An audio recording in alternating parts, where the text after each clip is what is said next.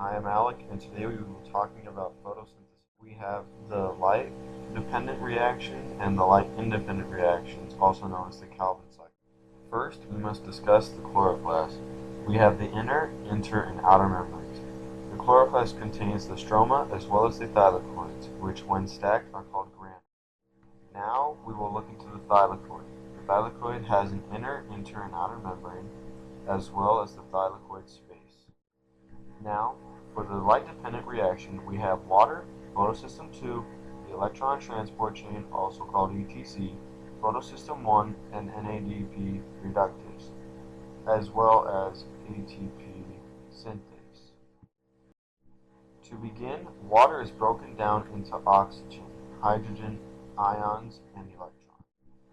Hydrogen ions have a higher concentration inside the thylakoid than the stroma, so through ATP synthase they will leave the thylakoid and enter the stroma, while at the same time generating energy to phosphorylize ADP.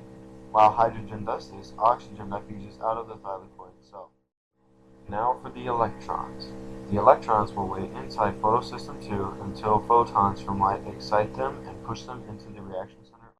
The excited electrons will then leave photosystem 2 and bounce across the thylakoid membrane to the ETC.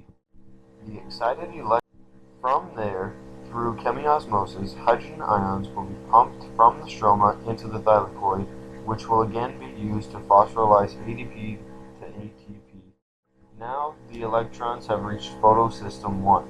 Remember, photosystem 2 comes before photosystem 1. Because the electrons have gone through all the proteins, their energy is so light has to send more photons to excite the electrons.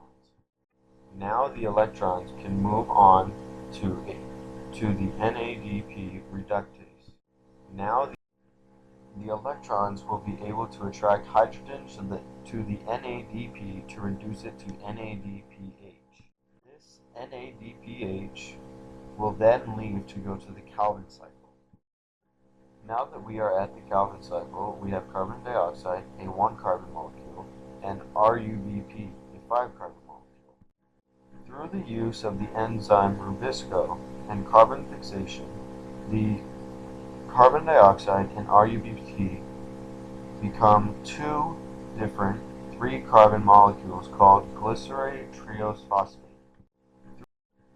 Through the actions of ATP and NADPH, the glycerate triose phosphate are reduced to triose phosphate, which still have 3 carbons.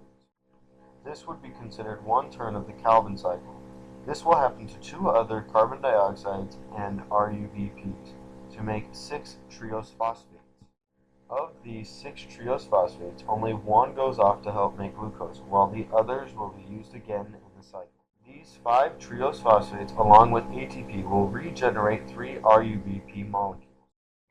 This entire process must happen again to create 2 usable triose phosphates. In total, it takes 6 turns to create 1 glucose molecule. Now that we have our 2 triose phosphates, they can be bonded together to make glucose, which is the end of photosynthesis.